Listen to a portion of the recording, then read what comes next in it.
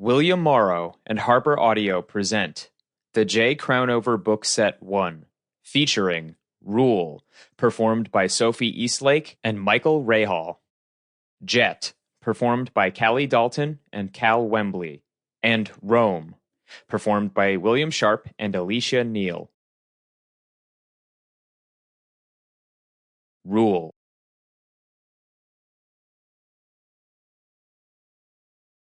Chapter 1. Rule. At first, I thought the pounding in my head was my brain trying to fight its way out of my skull after the 10 or so shots of Crown Royal I had downed last night. But then I realized the noise was someone storming around in my apartment.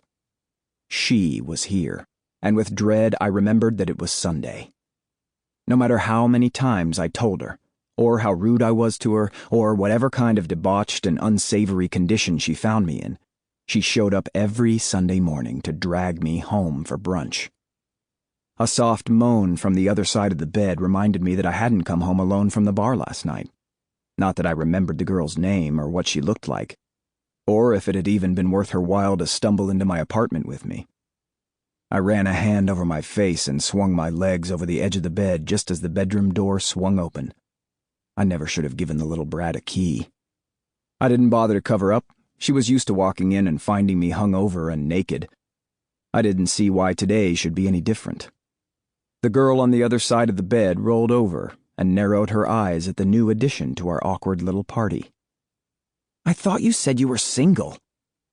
The accusation in her tone lifted the hair on the back of my neck. Any chick who was willing to come home with a stranger for a night of no-strings-attached sex didn't get the right to pass judgment, especially while she was still naked and rumpled in my bed. "Give me 20, I said, my eyes shifting to the blonde in the doorway as I ran a hand through my messy hair. She lifted an eyebrow. "You have 10. I would have lifted an eyebrow back at her tone and attitude, but my head was killing me, and the gesture would have been wasted on her anyway. She was way past immune to my shit. "I'll make coffee. I already invited Nash, but he said he has to go to the shop for an appointment. I'll be in the car." She spun on her heel, and just like that, the doorway was empty. I was struggling to my feet, searching the floor for the pair of pants I might have tossed down there last night. What's going on? I had temporarily forgotten about the girl in my bed. I swore softly under my breath and tugged a black t-shirt that looked reasonably clean over my head. "I have to go." "What?" I frowned at her as she lifted herself up in the bed and clutched the sheet to her chest. She was pretty and had a nice body from what I could see.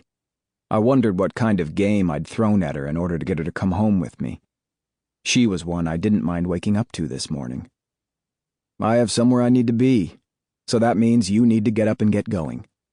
Normally my roommate would be around so you could hang out for a minute, but he had to go to work, so that means you need to get that fine ass in gear and get out." She sputtered a little at me. "Are you kidding me?" I looked over my shoulder as I dug my boots out from under a pile of laundry and shoved my feet into them. "No." "What kind of asshole does that?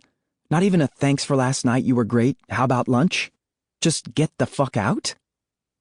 She threw the sheet aside, and I noticed she had a nice tattoo scrawled along her ribs that curled across her shoulder and along her collarbone. That was probably what had attracted me to her in my drunken stupor in the first place. "You're a real piece of work, you know that?" I was a whole lot more than just a piece of work, but this chick, who was just one of oh so many, didn't need to know that. I silently cursed my roommate, Nash, who was the real shit here. We had been best friends since elementary school, and I could normally rely on him to run interference for me on Sunday mornings when I had to bail, but I'd forgotten about the piece he was supposed to be finishing up today. That meant I was on my own when it came to hustling last night's tail out the door and getting a move on before the brat left without me, which was a bigger headache than I needed in my current state. "Hey, what's your name anyway?" If she wasn't pissed before, she was downright infuriated now. She climbed back into a super short black skirt and a barely there tank top.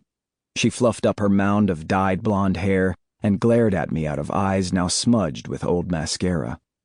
"Lucy. You don't remember?" I slimed some crap in my Sample complete.